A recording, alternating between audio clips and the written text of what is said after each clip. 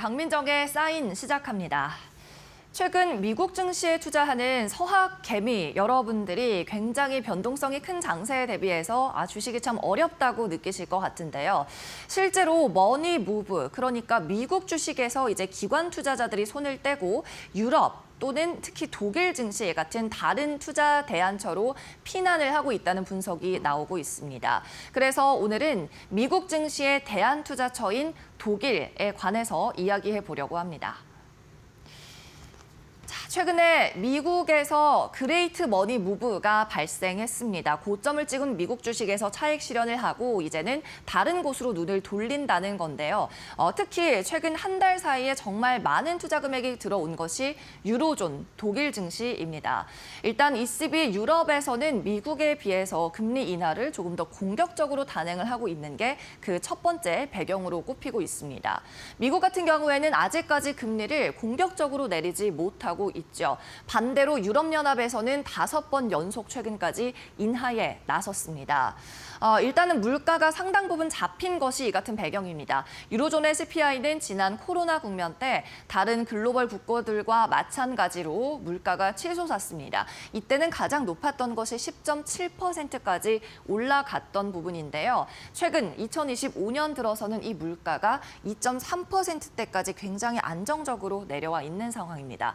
미국과 마찬가지로 유럽 같은 경우에도 물가의 목표는 2%대이기 때문에 금리 인하를 안정적으로 그리고 지속적으로 진행할 수 있다는 장점이 되겠습니다. 그리고 두 번째 이유는 일단 미국보다도 경기가 상당히 좋지 않았습니다. 특히 독일 같은 경우에는 지난해 2024년과 2023년에 2년 연속으로 경제가 역성장을 했는데요. 그렇다 보니까 일단은 성장, 경기 자체에 더 초점을 맞추고 금리 인하에 집중할 수 있었습니다. 성장을 살리려면 금리 인하를 해야 된다는 게 EU 국가들의 중론이었죠. 그리고 세 번째로는 미국에 대비해서 통화 정책이 조금 더 실리 중심적이라는 겁니다.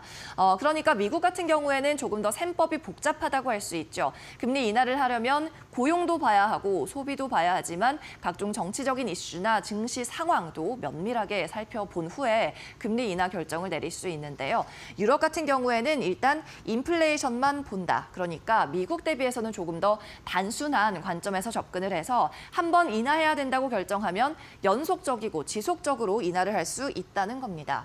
그렇다 보니까 유럽에서는 5번이나 금리를 연속적으로 인하할 수 있었고요. 미국에서는 최근 물가가 어느 정도 잡히는 흐름이 나타나고 있음에도 불구하고 직후에 있을 FOMC 회의 5월 회의에서는 동결을 하고 6월 회의부터 좀 인하를 하자라는 내용이 나오고 있는 겁니다.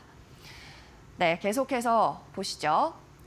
이 가운데 특히 독일 증시로 뭉칫돈이 몰리고 있는 모습입니다. 유로존 가운데서도 특히 독일이 주목을 받고 있는데요. 블랙록에서 운영하는 독일 지수 ETF, EWG에 많은 투자자들이 투자를 한 것으로 보이고 있어요. 벌써 연초 대비 수익률이 22%, 두 자릿수나 급증을 했습니다. 나스닥이 고점에서 계속 내려온 것에 비하면 상당히 가공할 만한 수익률이죠. 이 같은 독일의 뭉칫돈이 몰린 배경이 되는 첫 번째 이유는요. 일단 조기 총선이 있었고요. 그 이후에 5천억 유로 규모의 인프라 투자 예산이 통과가 됐고 거의 지금 확실시되고 있다는 겁니다. 5천억 유로면 우리 돈으로 거의 800조 원에 달하는 금액이고요. 유럽판 마셜 플랜이다라고 불리고 있습니다. 독일의 전후 시대에서 가장 큰 규모, 사상 최대 규모의 투자 예산이 통과가 된 거죠. 사실 독일은 빚을 내는 것에 적극적인 국가가 전혀 아니었습니다. 오히려 보수적이었고 빚은 최소한으로 내자라는 게 통화 정책이었죠. 이 신규 부채를 내기 위해서는 GDP의 0.35% 내에서만 허용이 되는 굉장히 타이트한 기준을 갖고 있었는데요. 이 인프라 투자 법안이 통과가 되면서 이제 5천억 원 이내에서는 부채 제한을 받지 않고 빚을 낼 수가 있습니다. 그리고 특히 국방비 같은 경우에는 GDP의 1%를 초과하게 된다면 이때도 마찬가지 이 조항에 예외적으로 허용을 할 수 있게 된다는 건데 이 말인즉슨 국방비 같은 경우에는 거의 무제한으로 빚을 낼 수가 있다는 걸 의미합니다. 네, 계속해서 다음 장 보시죠. 자, 이 같은 유럽 지수의 상승을 이끌었던 것 거의 닥스의 40% 이끌었다라고 평가받는 게 SAP라는 독일의 시가총액 1위 기업입니다. 독일 1위뿐 아니라 최근에는 유럽 시장에서 시가총액 1위에 등극하기도 했죠. 노보노디스크를 지난주에 제치고 1위에 등극하는 흐름을 나타냈습니다. 이 기업은 독일의 국민 기업이라고 할 수 있는데 삼성전자로 불립니다. 우리나라의 삼성전자처럼 독일의 삼성전자로 불리는 거죠. 일단 기업의 소프트웨어를 공급하는 업체인데요. ERP 그리고 CRM 전문 회사입니다. CRM 같은 경우 먼저 말씀드리면 고객 관계를 관리하는 기능이다, 소프트웨어다라고 말할 수 있는데 고객 관계를 관리한다는 것은 고객이 어떤 제품을 구매했을 때 얼마 만에 와서 같은 제품을 몇 번이나 구매했는지 등을 파악을 하고요. 언제 불만을 제기했는지, 어떨 때 좋은 평가를 줬는지 등을 확인을 하는 겁니다. 그래서 이 같은 정보를 인사팀이나 고객센터 그리고 영업관리팀 등이 다 같이 공유를 하는 게 CRM이라고 할 수 있습니다. 또 ERP 같은 경우에도 기업의 전사적인 자원을 관리하는 시스템인데요. 재고관리라든지 영업관리라든지 제조관리 이 모든 부서가 각 따로 활동을 하는 것이 아니라 한 시스템 내에서 정보를 공유하는 걸 의미합니다. 소프트웨어 기업인 거죠. 특히 이 SAP가 없으면 기업들의 전산이 마비될 수 있다라는 이야기가 나올 정도로 많은 기업에서 사용하고 있는데 글로벌 500대 기업의 80%가 이 SAP의 제품을 사용하고 있다고 합니다. 그렇다 보니까 굉장히 실적이 안정적이겠죠. 특히 구독 모델을 기반으로 하기 때문에 매달, 매 분기 많은 양의 현금이 꾸준히 들어옵니다. 현금 흐름이 좋은 탄탄한 기업이라는 건데요. 여기에 더해서 일단 한 번 이 같은 소프트웨어 시스템은 구독을 해놓으면 바꾸기가 힘들죠. 직원들이 익숙해져서 손에 익는 부분도 있고 오랫동안 사용할수록 데이터가 계속 그 소프트웨어 안에 쌓여가기 때문에 기업들이 한 번 선택하고 나면 바꾸기가 힘듭니다. 그렇다 보니까 반복적으로 매출이 발생하는 굉장히 탄탄한 구조를 갖고 있다고 볼 수 있죠. 네, 그런데 여기에 더해서 이제는 신사업에도 진출하고 있습니다. 지금 회사가 갖고 있는 이 같은 소프트웨어 기능에 AI를 접목하겠다는 거죠. 최근에는 미국의 AI 시뮬레이션 기업인 알테어도 인수했습니다. 우리 돈으로 14조 6천억 원 규모의 인수하겠다고 발표했는데 지난 2023년 10월에 인수를 발표했고 지난해 중으로 인수를 마무리하고 이제 올해 회계 연도부터 실적에 반영이 될 것으로 보여요.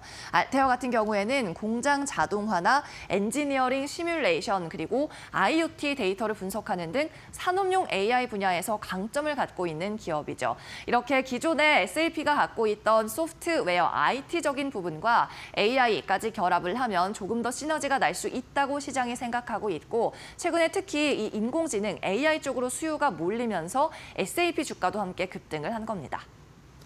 네, 다음 장 보시죠. 자, 그래서 독일 증시에 투자하는 투자자들이 늘어났고 특히 ETF 상품도 함께 급등했습니다. 블랙록의 아이쉐어즈로 운영하는 독일 지수를 추종하는 게 EWG라는 상품인데요. 독일 닥스 지수를 추종합니다.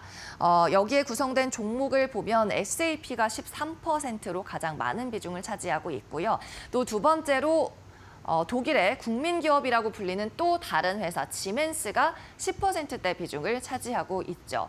EWG는 수익률이 앞서 말씀드린 것처럼 22%가량 낮습니다. 그리고 EWG와 함께 미국에서 뭉칫돈이 함께 몰려간 이탈리아 ETF도 있는데 그게 바로 오른쪽에 있는 EWI입니다. 이 종목 같은 경우에는 수익률이 마찬가지로 높게 났습니다. 21% 정도 수익이 나면서 독일 지수인 EWG를 가파르게 추격하고 있는 상황이죠. 이렇게 많이 올랐는데도 독일 증시 여전히 싸다라는 이야기를 듣고 있습니다. 미국의 QQQ 같은 경우에는 고점에서 정말 많이 떨어졌지만은 아직도 PER을 기준으로 30배 이상이 집계되고 있는데 독일 EWG 같은 경우에는 19배에 불과하다는 거죠.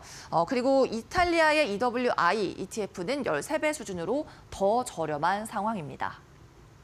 네, 다음 장 보도록 하겠습니다.